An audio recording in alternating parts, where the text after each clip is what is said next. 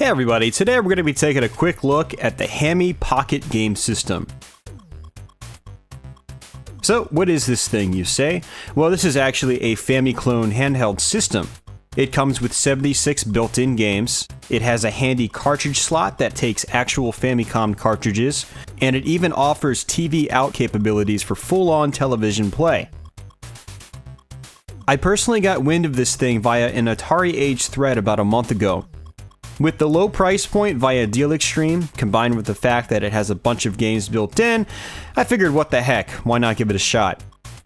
Unfortunately, my box arrived a little crushed, but for the whopping price point of $23.90 I paid after shipping, I guess I can't complain too much. Now, after playing around with it some, I can safely say that the HAMY Pocket Game system is about on par with other clone systems in this price range.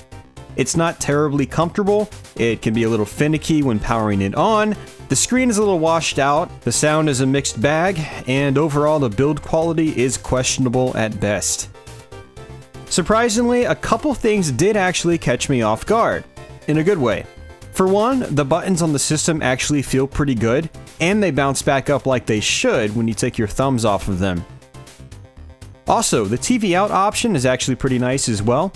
It gives a sharp picture, and unlike the handheld screen itself, the colors are actually correct. The directional pad did take some time to get used to though. As opposed to being a single piece underneath the casing, each direction is its own button, similar to using a WonderSwan system in the vertical orientation. Now when it comes to the game selection on the system itself, it appears to be a mixture of mostly early Famicom and NES games, a handful of hacks, and just a few slightly later titles like Lunar Pool and Contra. The inclusion of some games are questionable though, such as Hogan's Alley and Duck Hunt, basically light gun games that won't function at all. Now, from what I understand, what we have here is actually pretty standard game selection stuff for clone systems of this type, so if you're used to these types of systems, well, this probably isn't going to be anything special for you.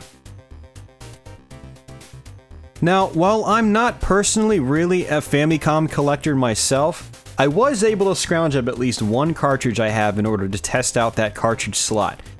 And the game I have is Akumajo Densetsu, also known as Castlevania 3. Now, due to the utilization of a special sound chip inside the cart, as well as later generation memory mappers, I wasn't really expecting it to work at all. However, the game did boot up just fine, and the sound even played. Granted, the sound was pretty off, but it did work and the picture looked fine.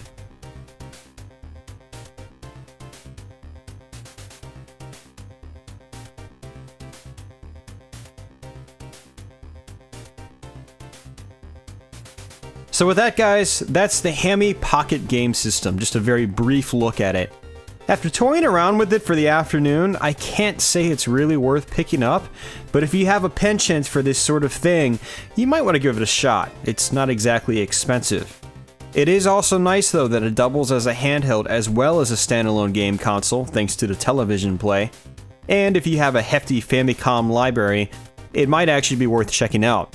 Also, it might also be worth checking out if you really dig those classic black box NES games, as well as a lot of those earlier Famicom releases that never saw the light of day here in America.